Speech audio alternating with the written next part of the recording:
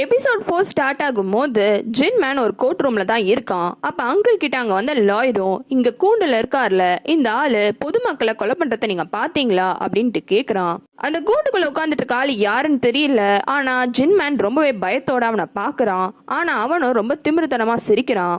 அப்படியே அடுத்தது ஜியானோட பாட்டி இறந்த டைமை காமிக்கிறாங்க. அன்னைக்கு ஜின்மேனுக்கு ஒரு போன் கால் வந்திருக்கும். இப்பதான் அந்த போன் கால்ல அவன் என்ன பேசினான்ற விஷயத்த சொல்றாங்க. அப்ப போன்ல ஜின்மேன் கிட்ட பலே உயிரோட தான் இருக்கான், உன் குடும்பத்தை தான் ஃபாலோ பண்ணிட்டு இருக்கான், அடுத்தது உன் குடும்பம் தான் டார்கெட்னு சொல்றான். இதை கேட்டதுக்கு அப்புறமா தான் ஜின்மேனும் ரொம்ப அவசரமா அங்கிருந்து கிளம்புறான். எதனாலன்னு தெரியல ஹாஸ்பிட்டலுக்கு அவசரமா கிளம்புறான். ஆனா நடுவுல ஒரு டிராபிக் ஜாம்ல மாட்டிக்கிறான். அப்போன்னு பார்த்து ஒரு பெரிய ட்ரக் வந்து அவன் காரையே இடிச்சிடுது. அது மட்டும் இல்ல திடீர்னு ஆளுங்கள்லாம் அவனை சுத்து போட்டு ஷூட் பண்ண ஆரம்பிச்சிடறாங்க. ஆக மொத்தம் அவங்களோட எய்மே ஜின்மேன் உயிரோட இருக்கக்கூடாதுன்னு தான். இப்ப பிரசன்ட்ல அந்த ஸ்னைப்பரோட ஆளுங்க எல்லாருமே சேர்ந்து அங்கிளோட வேர் ஹவுஸ்குள்ளேயும் வந்துடுறாங்க. எங்க இருக்கா ஜியானு தேடும் போது திடீர்னு லைட் எல்லாமே போயிடுது. இதெல்லாம் சோமினோட பிளான் தான். சோமினோ டக்குன்னு ஒரு ஆளையா கொலை பண்ண ஆரம்பிச்சிடுறா. சோமினோட சக்திக்கு முன்னாடி யாராலையும் ஈடுகட்டவே முடியல. எல்லாருமே நேக்கா அடிச்சிடுறா. ஒரே ஒருத்தன் தான் மிச்சம் இருக்கான். அது அந்த லீடர் மட்டும். அந்த லீடர் தான் ஓரளவுக்கு சோமின் கூட சண்டை போடுறான். ஆனா சோமினை கடைசியில அவனையும் காலி பண்ணிடுறான். இன்னொரு பக்கம் கீழே ஸ்டோர் ரூம்ல அந்த பிரதர்ன்ற ஆளு ஹேண்ட் கப்ஸை தூக்கி ஜியான் கிட்ட போடுறான். ஜியானும் பயந்துடுறா. ஆனா அவனும் அதை ஜியானுக்கு போடு அப்படின்ட்டு சொல்றான். இவன் சொன்ன மாதிரி எல்லாம் அவன் பண்ணுவான்னு நினைச்சு பாக்குறான். ஆனா ஜியானும் அவனை பிடிச்சு அவனுக்கு மயக்க வர அளவுக்கு பண்ணி விட்டுடுறா. அதுக்கப்புறமா அவனோட மாஸ்கையும் ரிமூவ் பண்ணி யார் அது அப்படின்ட்டு பாக்குறா. இப்ப அப்படியே கொஞ்சம் வருஷத்துக்கு முன்னாடி நடந்த ஒரு பிளாஷ்பேக்கை காமிக்கிறாங்க. ஜியானு ஒரு பையன் கூட டேட்டிங் போறா. அது ஒரு நாள் தான் போயிருப்பா. டேட்டிங் எல்லாம் முடிச்சுட்டு அவனும் வீட்டுக்கு வந்து டிராப் பண்றான். டிராப் பண்ணிட்டு அப்படியே ஜியான் கிட்ட பேசிட்டு அவளை கிஸ் பண்ற மாதிரி கிட்ட வரான். அப்ப திடீர்னு வீட்டோட டோர் ஓபன் ஆகுது. வீட்டுக்குள்ள இருந்து ஜின்மேனும் அவன் கீழே வேலை செய்யற இன்னொரு ஆளும் வராங்க. வந்து ரெண்டு பேரை பார்த்தோன்னே ஜியானுக்கு என்ன பண்றதுன்னு தெரியல. அந்த பையனும் கொஞ்சம் பயந்துடுறான். இவங்க ஜியானை விட்டுறாங்க. ஆனா அந்த பையன் கிட்ட பைக் எல்லாம் ஓட்டிட்டு வந்திருக்கே, உங்ககிட்ட லைசன்ஸ் இருக்கா, லைசன்ஸை காமி அப்படின்லாம் மிரட்டுறாங்க. ஜியானும் வீட்டுக்குள்ள போயிடுறா. அதுக்கப்புறமா அவளுக்கு என்ன நடந்ததே தெரியல. அந்த டைம்ல ஜியானு ஒரு ரெஸ்டாரண்ட்ல தான் வேலை செஞ்சுட்டு இருக்கா. அந்த ரெஸ்டாரண்ட்டுக்கு அவ ஸ்கூல்ல சேர்ந்த நிறைய பசங்க எல்லாம் வந்து உட்காருவாங்க. அந்த டைமா பார்த்து அந்த லவ் பண்ண பையனும் வரான். வந்தவனும் ஜியானை பாக்குறான். ஜியானும் சரி எதனா நம்ம கிட்ட வந்து பேசுவான்னு எதிர்பார்க்கிறா. ஆனா அவனும் ஜியான் இந்த ரெஸ்டாரண்ட்ல தான் இருக்கான்னு தெரிஞ்ச உடனே அவன் ஃப்ரெண்ட்ஸை கூட்டிட்டு அந்த இடத்தையே காலி பண்ணிட்டு போயிடுறான். இப்பெல்லாம் அந்த லவ் பண்ண பையன் பண்ண உடனே ஜியானுக்கு ரொம்ப கோவந்துருது. வீட்டுக்கு வந்து ஜின்மேனை புடிச்சு கத்துறா.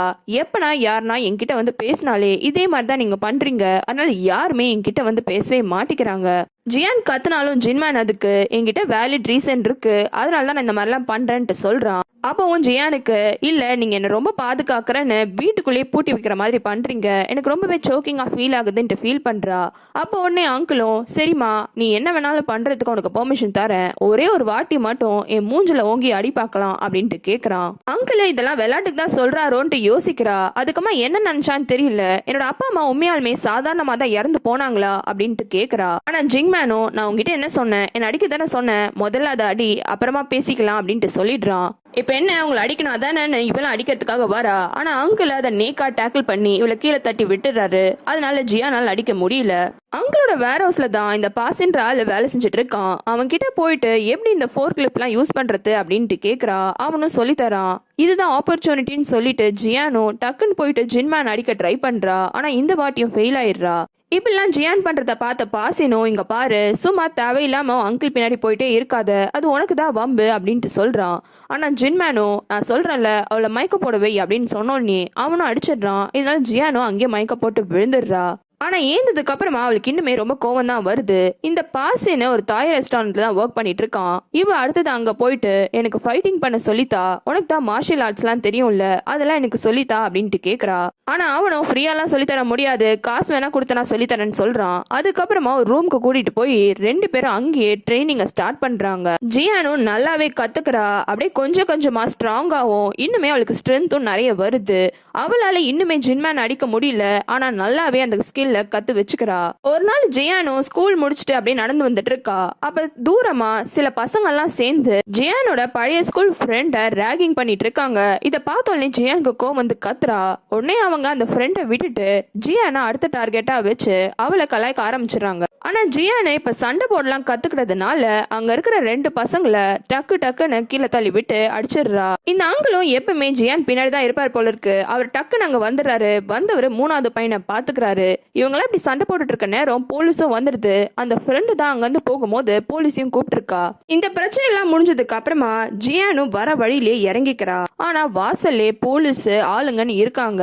எதுக்காக இந்த ரெஸ்டாரண்ட்டுக்கு முன்னாடி இத்தனை பேர் இருக்கீங்கன்னு விசாரிக்கிறா. அப்பதான் தெரியுது இந்த பசங்க நிறைய பேர்கிட்ட இந்த காசை வாங்கிக்கிட்டு ஊரை விட்டே ஓடிட்டு இருக்கான். இப்ப பிரசன்ட்ல ஜியானும் ஜியாங்கும் அந்த ஸ்டோர் ரூம்ல நிறைய செக்யூரிட்டி கேமராஸோட செட்டப்லாம் இருக்கிறத கவனிக்கிறாங்க. அங்க இருக்கிற ரெக்கார்டிங்ஸ் எல்லாமே ஜியானோட ரெக்கார்டிங்ஸ் தான். அதுவும் வெவ்வேறு இடத்துல இருந்து சொல்லணும்னா பாத்ரூம்ல ஸ்கூல்லன்னு ஒரு இடம் விடாம எல்லா இடத்துலயும் ஜியானை சுத்தி ஃபாலோ பண்ண மாதிரி இருக்கு. இத பார்த்தோன்னே அவ்வளவு கோவமா அந்த பிரதர் கிட்ட சொல்லு, எவ்வளவு நாளா என்ன வாட்ச் பண்ணிட்டு இருக்க, எதுக்காக இந்த மாதிரிலாம் நீ பண்ற அப்படின்ட்டு கேக்குறா. ஆனா அந்த பிரதரோ சம்பந்தமே இல்லாம, இங்க பாரு சோமின் ரொம்பவே பாவம், அவளால ரொம்ப நேரம் சமாளிக்க முடியாது, இன்னும் நிறைய பேர்லாம் வருவாங்க, நம்ம சீக்கிரமா போய் ஹெல்ப் பண்ணணும் அப்படின்ட்டு சொல்றான். வேற ஹவுஸே ரொம்ப இருட்டா இருக்கிறதுனால ஜியாங்கோ லைட் எங்க இருக்குன்னு கண்டுபிடிச்சு லைட் ஆன் பண்ணிடுறான். அந்த லைட்டை பார்த்து அந்த பிரதர் பயந்துடுறான். வேணாம் பிரைட்னஸ்லாம் எனக்கு ரொம்பவே டார்ச்சரா இருக்குன்ட்டு ஃபீல் பண்றான். இவன் ஃபீல் பண்ண உடனே ஜியானும் பாவம் பார்த்து ஒரு ஹூடி ஜாக்கெட்டை கொடுக்குறா. கொடுத்ததுக்கு அப்புறமா சரி இப்ப வாச்சு சொல்லு, எதுக்காக இந்த மாதிரிலாம் பண்றேன்னு கேக்குறா.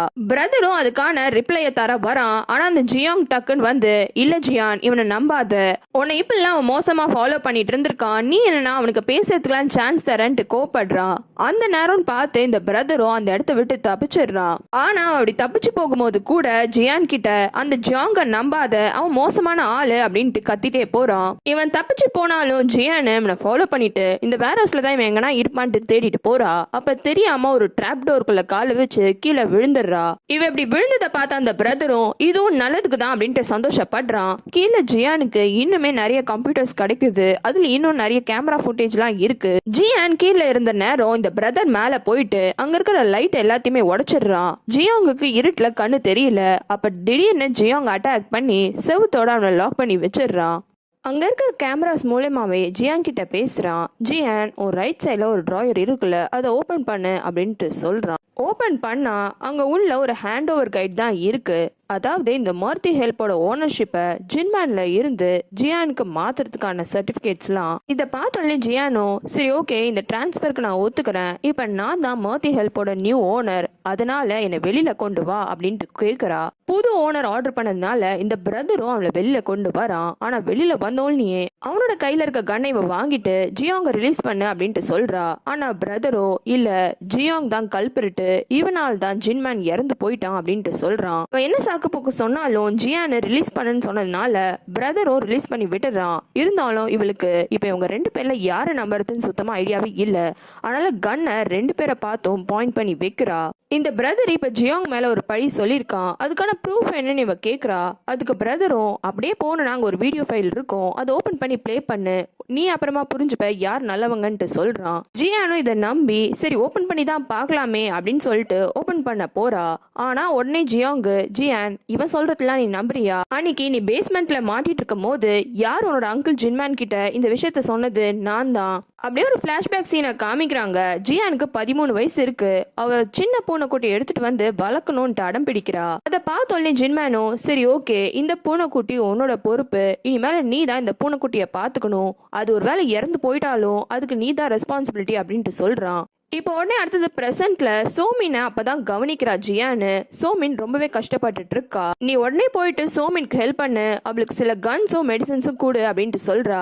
அவன் அப்படி கிளம்புறதுக்கு முன்னாடி ஜியானுக்கு ஒரு சன்கிளாசஸ் கிஃப்டா கொடுத்துட்டு கிளம்புறான். அவன் திரும்பி மேல போகும்போது மாஸ்க் போட்டுட்டு தான் போறான். ஃபர்ஸ்ட் சோமினை யார் நீன்ட்டு மிரட்டுறா. பிரதரும் அவன் மாஸ்க கழட்டி காமிக்கிறான். இந்த பிரதரை சோமின்க்கு ஆல்ரெடி தெரியும் போல இருக்கு, நீ தானா அப்படின்னு அவளும் சொல்றா.